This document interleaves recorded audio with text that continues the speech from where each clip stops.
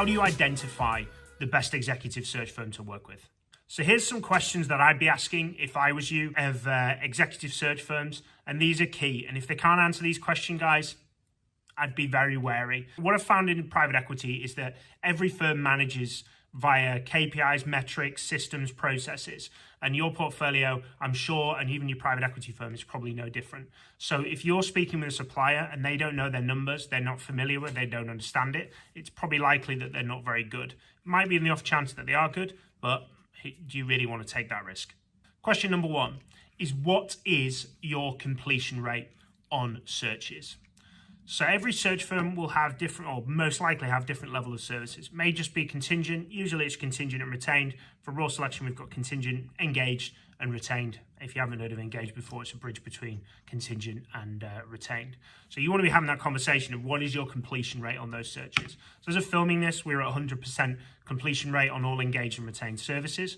But our contingent rate drops down because our clients cancel searches. They don't, they fill it internally, or something else happens, or whatever else outside of our control. So it's likely your contingent's going to be lower, but your engaged and retained, or if it's just retained, should be a very high percentage of completion. And if they can't give you that number, won't give you that number, then I'd be very concerned. Time to shortlist is another one. So what we tend to hear in the market is it usually takes about 2 to 3 months to get a shortlist of candidates, which personally I believe is ridiculous. If a firm's a specialist in their market and a specialist within their niche, then they should be able to pull up a shortlist quicker than 2 to 3 months. What you're typically going to be looking for here is anywhere between 2 to 3 weeks. Obviously, if it's a really remote position, even then can be a little bit longer, but shouldn't be hitting kind of 2 to 3 months or anywhere near that. You want someone who can operate very quickly, who's got a very good handle on the market already. And what you're looking for really is when they have that level of pace, it means that they're actually already embedded within their market. When you're having to take 2 to 3 months to get a shortlist, it probably means that they're starting from scratch, and therefore they're building and warming that network up from maybe 2 or 3 people rather than 50 to 100 type of people. And therefore it's going to take longer, and you're probably not going to get the broad spectrum of the market. Another one which is quite regularly asked is, what industry do you operate in? Now, I'm not saying that recruiters can sometimes be a specialist in whatever you're in, but that can regularly be the case. I would go onto their website and review where they're at. If they're recruiting absolutely everything, private equity, public markets, I'd be very wary. Look at the businesses that are specialists within your area and specialists within your niche. And they're the people that are going to have those networks and be able to reach out to people quicker. And they're also, linking to the point previously, are the people that are going to get you those shortlists quicker. So question number 5, what volume of searches do you work on at any one time? Now, contingent recruiters typically work on anywhere between 5 and 7 searches at any one time, because usually they're at a 1 in 5 to 1 in 7 placement ratio. Again, not always a recruiter's fault. Clients cancel searches, client works with 7 agencies, they promote somebody internally, something else happens. So I'm not saying that they're bad recruiters, there's just loads of facets that consider alongside that. If you want a really focused effort, it's got to be 2 to 3 searches. Anything more than that within the individual that you're working with is going to be too much. A key question a lot of the more well-renowned search firms have, they tend to have a reputation for not working on the search themselves. You're dealing with the top person, maybe a partner or a principal or whatever they call it within their firm. Engagement manager seems to be a popular title. But when it comes down to it, they actually don't work on your search and they don't really look at it. They pass it on to an associate who's been in there 5 minutes and they're on the process for you. This happens especially in the lower to middle market, because if you're working at large cap, you're working with Warburg Pincus, Carlyle Group, etc., then their salaries typically, especially for their portfolio, are going to be considerably higher than within a 50 million, 100 million, 10 million revenue business in comparison with a 500 million revenue business. So therefore you can understand that the average fee will therefore be higher.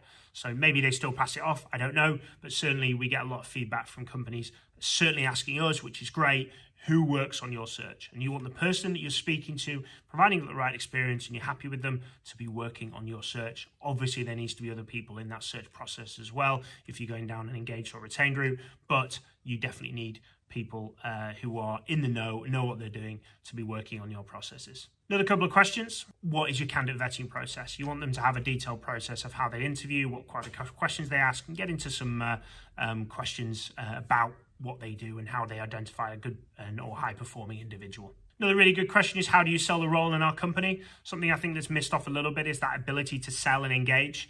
If you watch famous selling films, you'll notice that these guys are very engaging. They're very persuasive and influencing the individual. I'm not saying that you go down the Wolf of Wall Street and stood at the front tapping your chest type scenario, but we want somebody who's engaging and who can sell. So you've got to be able to assess, how do they really understand your business and the information there, and how do they separate you from everyone else that's hiring at the moment. If you're watching this and it's only just gone out, you'll probably realize that this is one of the most competitive markets that I've ever seen in executive search and recruitment in general. So it's very competitive right now. So how is this recruiter selling your firm or your portfolio company to this private equity professional or portfolio executive? Number 9, how do you keep your clients updated? How do you tell them what's happening, what's going on? Another frustration I hear from a lot of clients is, start the process, 2 to 3 months later, we get a shortlist. 2 to 3 months later, we're fighting with the recruiter because they haven't come up anybody, and they're blaming the private equity firm, blaming the portfolio company because it's outside of patch or its salary's too low. That continuous update, what do you do to update us, and how do you update us? Now that's a really key attribute. Every time that you work with Raw Selection, every 2 weeks on engaged and retained searches, you will get a search update, which will have a list of the profiles that we've interviewed, list of profiles rejected, list of profiles we submitted, and you will receive that every 2 weeks until completion of the search, and then you will get a full review. So you know what's happening, and obviously this goes on top of all the consistent communication you have with the person leading your search. So that consistent communication is key, and nobody likes to be kept out of the dark, and too many bad scenarios have happened in recruitment where they've gone cold, you've not heard from them in ages, it's difficult to get in touch with a recruiter. That can't happen and shouldn't happen. So making sure that they have a consistent update process. And again, if it's woolly and not detailed with regards to how they do it, be very wary. Last but not least, and one of the things I think is the most important part, is what is your guarantee? Too many search firms are coming in and telling you that, yeah, we'll take your money up front, we can fill this role, we're experts, we're specialists, and then when it comes down to it, you're losing your money up front. I've heard some absolute horror stories from some of the big firms, some of the smaller firms, taking an obscene amount of capital up front for a search process and delivering absolutely nothing. And it honestly makes me very frustrated and very disappointed in the industry. We both are in this together. Yes, searches are difficult. Yes, searches can be tough. But if you're going in partnership with a private equity firm or a portfolio company, you're paying for a service, and nobody wants to pay for something and not get a delivery on it. Obviously, the update process shares what's going on and that consistent communication. But if you've got a guarantee that, look, if you're not happy with our service, then we'll refund you the upfront payment, which is exactly what we do at Raw Selection with our engaged and retained services. At least you're comfortable in knowing that these guys are going to be working for their money, rather than taking 100% of the fee up front and then disappearing off into the ether.